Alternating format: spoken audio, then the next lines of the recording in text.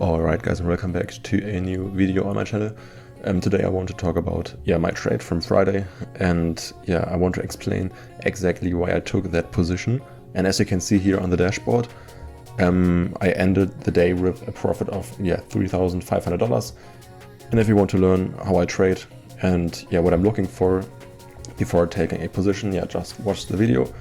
And in this video I will go into a bit more detail and explain my strategy using two trades as examples. So make sure to watch until the end. I think many of you will learn something from this. And so let's start with the first trade. I have to admit I already made one video about this trade, but I think I did not really explain my entry model by showing this trade yesterday. So now I just want to do it more in detail. And so the first trade was at 8 AM New York time.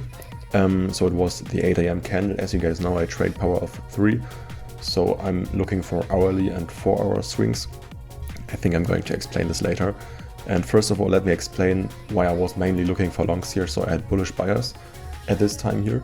And so you can see on the left side here, we had just seen a strong sell-off. So, and I always use standard deviation to predict when these moves might come to an end. And for that, usually I look at the -4 level, so you can see the -4 level here, or a combination, the zone between the -2.5 and the -2 level. And you can see we hit perfectly the -4 level here. And then price started to look more stable. So I was like, okay, this down move might be over. And also in addition to that, this is the second reason. You can see we took out this old low here. So we swapped liquidity. External liquidity, so I was like, okay, there's no reason we are looking for shorts right now because we already had like a strong correction. There's still a chance that we get down more, so you can see it off, like you can see the chart already after. Of course, we had a down move after this, but you can't see this all the time. And so these two factors made me quite bullish. So I was like, okay, I don't want to short here, I want to look for longs. Alright, so now let's move to my entry model. There are three conditions I want to see that in price before I take a trade. So the first one is I'm looking especially on the H1 candle, so the hourly candle, but also at the 4-hour candle. What I want to see is for the 1-hour candle, I want to see that candle to open, and at first I want to see it against my buyers, so without taking liquidity at first.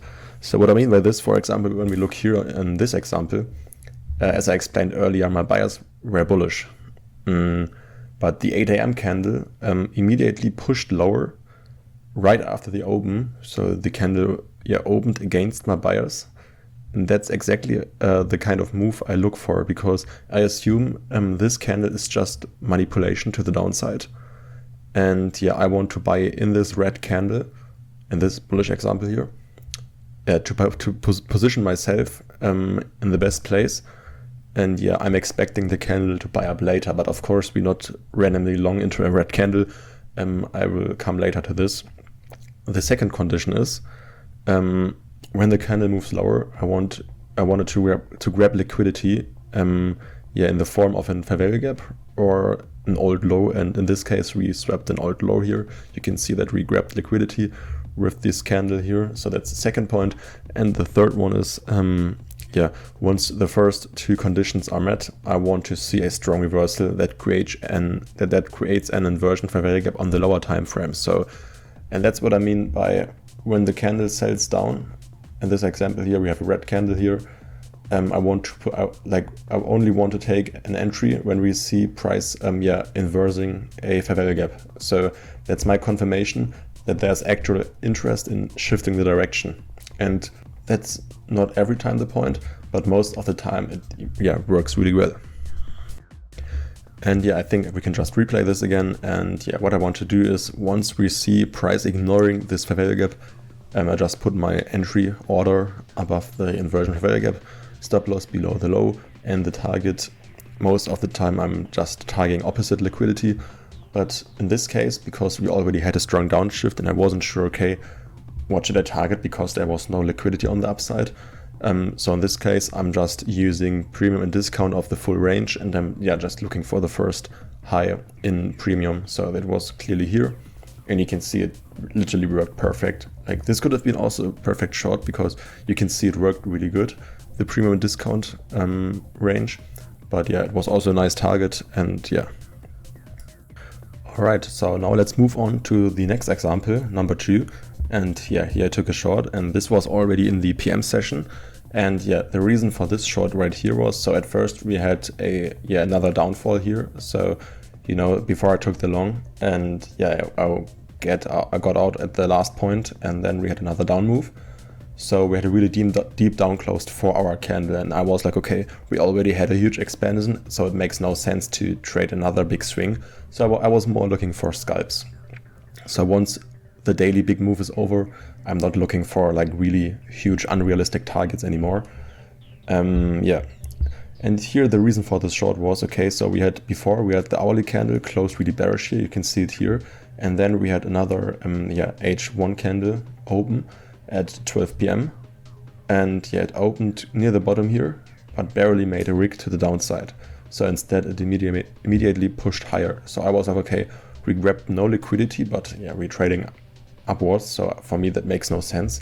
And at this point, I drew my premium and discount range again to see where should I look for shorts, because I'm not randomly shorting this candle. Like I want to get in at the perfect point, because this model can also have a really bad win rate when you take your entry too early, because you can see I always look for 3 or 4 hour trades. You can get stopped out really, really fast. And yeah, so at this point, yeah, I drew my premium discount range, and just like before, I waited once we hit that premium zone. And here I was just waiting for the first inversion for value gap to form, and yeah, used this as confirmation for my entry. But here, for example, in this case, we had no inversion for value gap. You can see it right here. So we had premium here, and then we had a displacement lower. I was like, okay, I really want to short this, but I found no inversion for value gap. So I decided, okay, I just use this. Yeah, I don't want to call it a breaker, but yeah, for me it's like a breaker, not a strong one. But yeah, I just took this one here and waited for a retest, and we got this, and yeah, then I shorted the whole move down, and it worked quite well. And yeah, this was actually my second trade. And yeah, my target was just the last low we just created. So you can see it down here. We hit both of these old lows. I think this was also a really nice target, because I call this stacked liquidity. So we have a lot of lows created, and they grabbed no liquidity before. So we can assume there's still a lot of stop loss, and yeah, smart money really wants to hit these lows to stop out traders to close their own positions. And yeah, this is what happens. You can see price move down really, really fast, and the next hourly candle, and yeah, that's really it. And if you have any questions about this model, just let me know. I think you guys know this already. I don't sell any courses or something. You can just ask me for free. And yeah, see you next time.